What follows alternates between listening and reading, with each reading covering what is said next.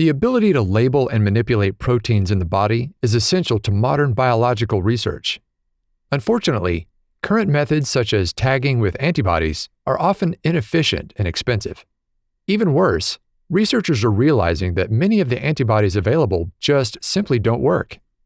Now, a new molecular tool could help researchers break through that barrier.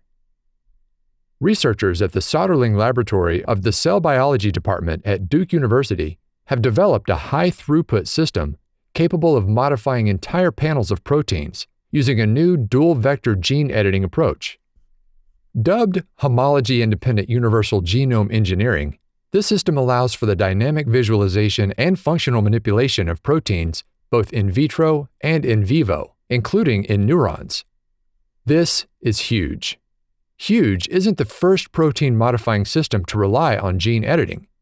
Techniques such as single-cell labeling of endogenous proteins, slender, or homology-independent targeted integration, HiT, have made it possible to insert foreign DNA sequences into genes of interest.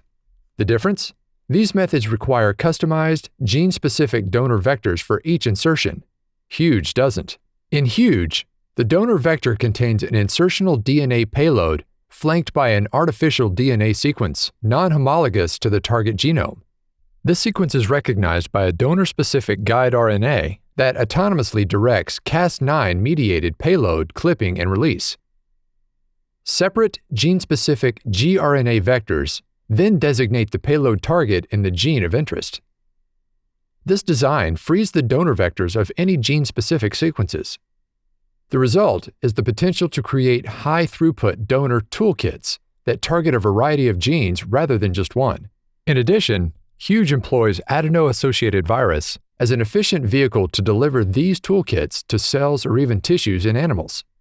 As a proof of concept, the research team co-transduced primary neurons from neonatal mouse pups with two sets of vectors, one containing gRNA targeting the mouse TUB3 gene and the other containing the machinery to insert the protein tag hemagglutinin or HA. After about 1 week, fluorescence detection revealed successful HA labeling. Genomic insertion of the payload was verified by sequencing the TUB3 locus. In further tests, HiUGE proved capable of targeting multiple genomic loci for protein labeling proteins in vivo, delivering different payloads interchangeably at a single genomic locus, and targeting specific neural circuits. Potential drawbacks of all CRISPR-dependent systems, including HiUGE, is the formation of indels at the targeted loci, or off-target insertion of genomic payloads. The team found with careful design, these effects can be greatly minimized. And the benefits are very promising. Scalable, efficient, and universally compatible for virtually any loci accessible by CRISPR-Cas9, HiUGE opens the door to pairing high-throughput omics with experimental validation and phenotypic screening to address molecular mechanisms of cellular biology.